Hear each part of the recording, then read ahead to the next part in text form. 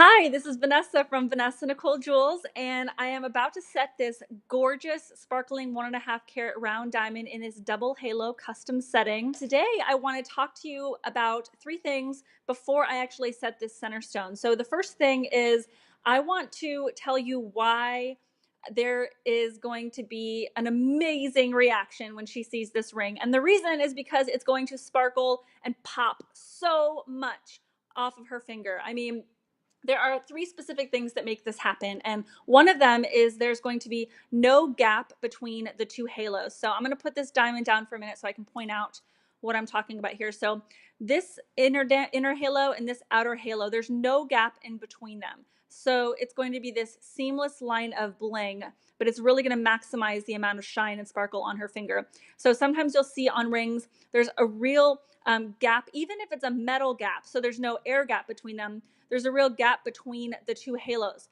We don't want to see that. We just want to see diamond, right? So that's the first thing. You really want all these diamonds to be on this double halo as tight as possible, because that is really what's going to make this ring pop.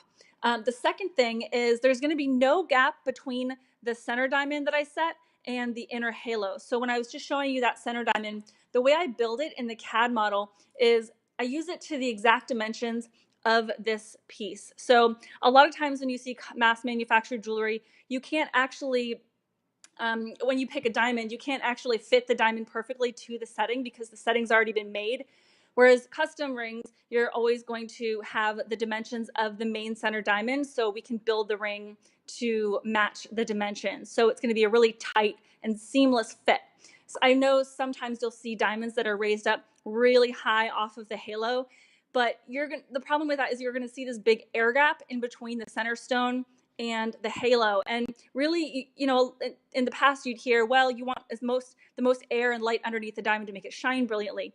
And while that is true, you have a lot of air and light underneath this setting anyway. So you're going to be getting that sparkle. I've never had an issue by setting it way down low where someone says the diamond doesn't sparkle. That's just not going to happen if you have a nice diamond. So yeah, when you have this big diamond and then an inner halo and then an outer halo, it really maximizes the effect of bling that's going to be on her finger. So the third thing is all of these small stones on this setting are set as tight as humanly possible. We're using a super macro microscope here. I mean, you're just looking at it so up close that we can get them sitting side by side as close as possible without them chipping, of course. So the benefit of that is you're really making sure that all you're seeing is diamond versus a lot of metal.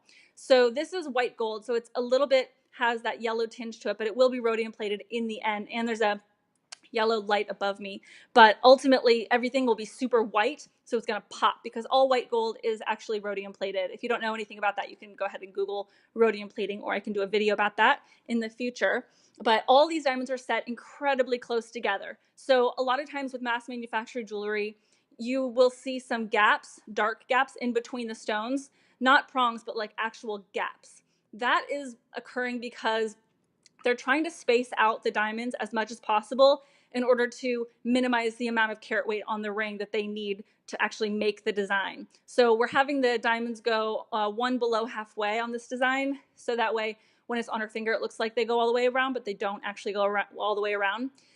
But if there's gaps here, you're really gonna see it on the overall, because in between every diamond is gonna be a gap all the way around. So you don't want that. So once this ring is actually rhodium plated, all the prongs in between it are gonna be bright white, just like the diamonds. So if you have really white quality diamonds and the metal is really white, it's going to just be this seamless effect of bling, which is beautiful. And the hidden feature on this particular ring is the blue sapphire right smack in the center right there. I just set that baby. So this blue sapphire basically represents her something blue on her ring for all time. And it's also a hidden little feature on the ring that only they will know about. This couple are the only ones who are going to know about this. Obviously everyone else here, but you don't know who that couple is. So when you actually see this on her finger, you won't know this is the one. But yeah, so it's a really cool feature just for them to know about when she's wearing the ring. No one can see it from the outside when it's on her finger. So that is the cool feature. You can also put a diamond in there as well if you don't want the blue sapphire. But blue sapphires and diamonds are pretty much the two most popular ones we put here. Also, sometimes a red ruby. So anyway, I hope you enjoyed learning what is going to make this double halo engagement ring pop. And once I set the 1.5 carat gorgeous sparkling center diamond, I will show you a final image of what this ring looks like. Okay, this is Vanessa from Vanessa Nicole Jewels with a design center out in San Diego. And if you ever need an engagement ring or you know someone who does, I'm happy to help out. All right, talk to you later. Bye-bye.